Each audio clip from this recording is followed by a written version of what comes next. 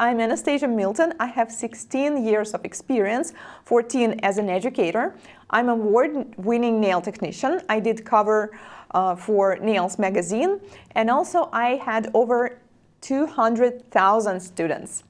And it's possible only when I started teaching people online, because I started as an educator in regular school. I was teaching people live, and then when we started doing this online, we all had concerns. I had concerns, and people were, also a bit like had some doubts if it's actually possible. Can you learn something through the internet? But with the latest things happening in the world in the couple of last years, you probably know that now almost everything is online. And I personally think that it's great, because I just know that some of you are from the furthest parts of the world, and in some places there's just not enough schools or places when you can share this information, when you can even interact with people. Like I noticed that in this chat you guys are always chatting with each other, and it's so cool, right? This is my latest certificate that I got, Nail Art Video Awards, for my show called Nail Co on YouTube. And this was the award for 2020 for the last year. Like I got in top 10 nail art video bloggers. Talk about the serious question, where is the cuticle? Because there's so much confusion now, which I understand why, because different sources give slightly different information. And when I attended my first school 16 years ago, I was also a little bit confused, and honestly, I still kind of am about some specific terms. So before we talk about the cuticle and where is it, let's talk about a little bit about another terms, just to be sure that we're on the same page, because I know that we have some beginners, some nail enthusiasts, some people who are just not familiar with the nail industry yet.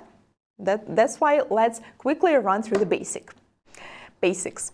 Proximal nail fold. This is a flap of skin which goes all the way from the part where the nail plate ends, well, kind of from the area that we call cuticle, and all the way to the first fold, okay? Proximal nail fold. Then we have matrix, which is the root of the nail. This is where the nail cells are produced.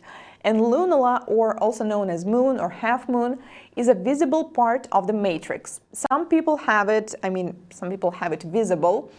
Some people do not really have these moons. Most of the time you have it on your thumbs, and if you are right-handed, then usually you will have a slightly bigger moon on your right hand, but not necessarily.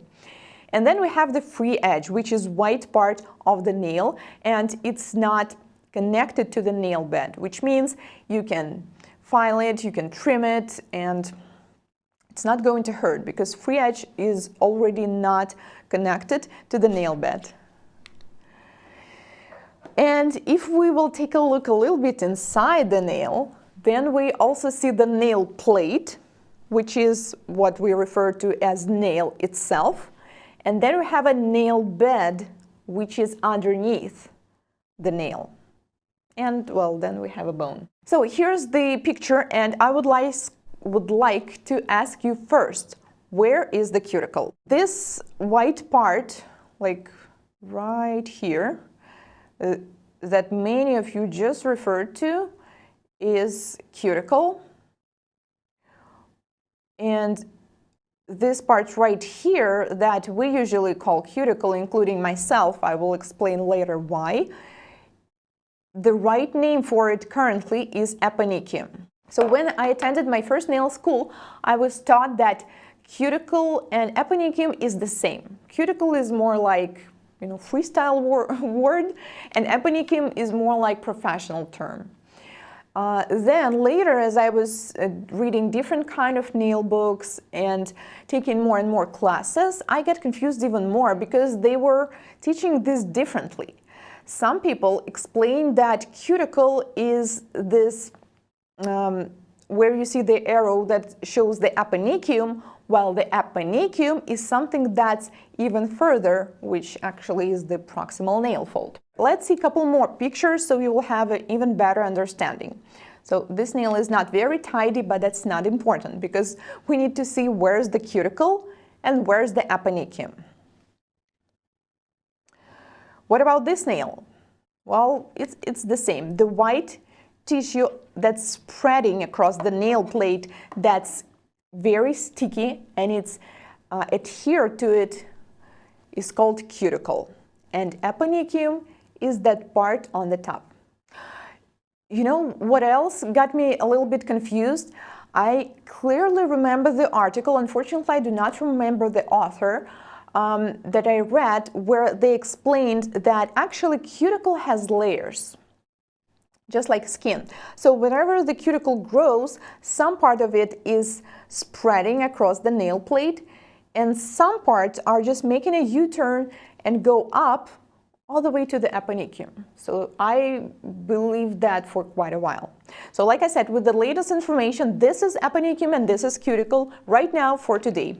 I don't know, maybe after 5 years there will be more research and we will have slightly different understanding and terms. That's why it's so important to keep learning, reading, and analyzing information. One more, sometimes it's not that obvious. On the previous pictures, I showed you pretty obvious examples, right? When we can see the cuticle right away. But sometimes it's like that. So what about this one? Where is the cuticle here? Well, it's right there. You just can barely see it.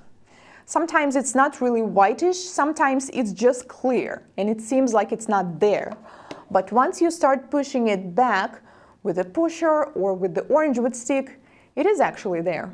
And then we have an eponychium. There's still some terms that make us a little confused. Let's say nail bed and nail plate. And I just want you to explain why some people may use them differently, including myself. Sometimes I may explain some nail art to you, like I decided to use blue color to apply it on the nail bed, and then I take clear and create the free edge. So technically, I do not really apply blue on the nail bed, because remember from the previous slide, the nail bed is actually underneath the nail plate, and we cannot really apply anything on it, right? Because that will be super painful, because we would need to take off the nail first. But what I mean by saying that is this is nail bed area, right? Which is the pink part of the nail, and then we have the nail, the free edge, which is the white part of the nail. Okay, so technically it's also incorrect to say that we apply something on the nail bed, because actually we apply it on the nail plate. Also, we have nail UV and LED lamps with 9 watts, 18 watts, 36 watts, and so on. And also, if we actually take a look on how the wattage and the power is considered, it's not going to subtract. So if we have one bulb, which is 9 watts, and then we take another one, which is also 9, you will still have the power that it's actually 9 watts. But why will the product cure faster in the lamp with the 2 bulbs? Simply because there's more space is covered, right? There's the light going from the different directions, from the top, from one side, from the other, and that's why it happens faster.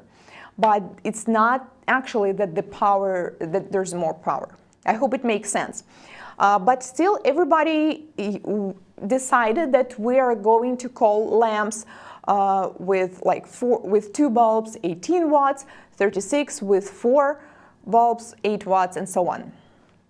And eponychium and cuticle. So in my tutorials, I use this term as well. Sometimes I just may simply say, let's take an orange wood stick and push back the cuticles. Technically, we are pushing back cuticles and eponychium together, right? But, you know, just to make it shorter and simpler to understand, I just say push back the cuticles. All right, so what I'm saying is that the language that we use in social media and in the classroom is slightly different. I'm not saying that we're supposed to use incorrect terms, of course not, but it's just when we Like if you're explaining something for a beginner, you always try to use a very simple words, right? To explain it using do not use too many professional terms because it will be overwhelming and confusing.